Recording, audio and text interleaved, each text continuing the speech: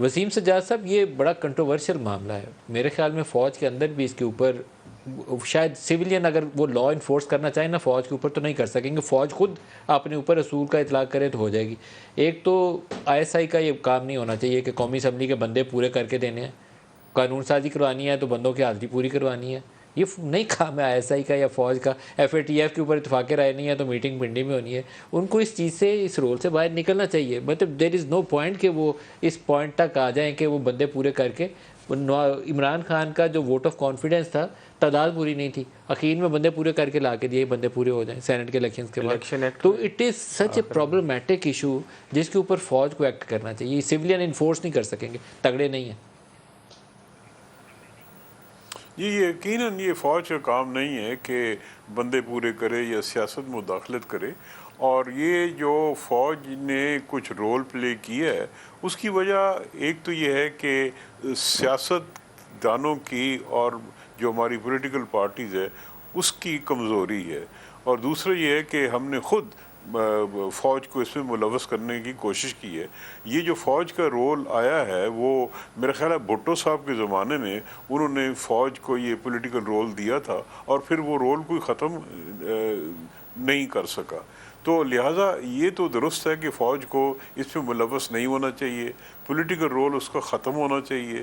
لیکن جہاں تک فوج کے سربراہ کی تقرری کا معاملہ ہے وہ ایک آئینی معاملہ ہے, اور اس میں اگر آپ دیکھیں تو یہ تقرری اس طریقہ کار جو ہے پچھلے 70-75 سال سے یہی طریقہ کار چل رہا ہے, اور کوئی مجھے بڑی مشکل نظر نہیں آئی اس طریقہ کار کے مطابق تقرری کرنے کا. فوج میں جو شخص 3 اسٹار جنرل بنتا ہے وہ ایک 30-35 سال اس کی سروس ہوتی ہے, مختلف مراحل سے وہ گزرتا ہے, مختلف امتحانات ہوتے ہیں, اور جب وہ اس رینک پہ پہنچتا ہے تو میرا خیال میں وہ کوالیفائڈ ہوتا ہے کہ وہ چیف بنے. اس میں سے ایک کو چننا ہوتا ہے, اور وہ ایک طریقہ کار ہے. اس میں دیکھتے ہیں کچھ سوابدید بھی آتی ہے, ان کا ریکارڈ بھی سامنے آتا ہے, ساری چیزیں ہوتی ہیں. لہذا میں سمجھتا ہوں کہ جب تک یہ آئین موجودہ ہے اس کے مطابق تو تقرری ایسی ہی ہوگی. لیکن اس پہ کوئی اعتراض ہے یا کوئی بہتری ہو سکتی ہے تو یقیناً آئین میں ترمیم ہو سکتی ہے.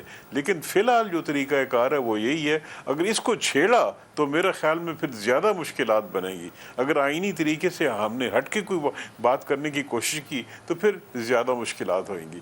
میرے خیال میں کوئی بھی 3 وسیم اسٹار سجاد صاحب, ایک جو پی ایم ایل این جس چیز سے گریز کر رہی ہے, جی 29 نومبر کو آرمی چیف کی ایکسٹینشن والی مدت ختم ہوگی اور وہ ریٹائر ہو جائیں گے.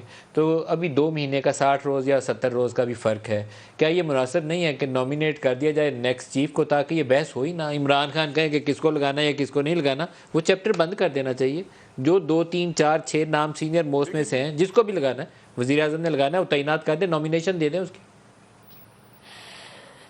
میرے خیال میں جی اگر اس کو جلدی کرنے کی کوشش کی تو پھر بھی اعتراض آئے گا.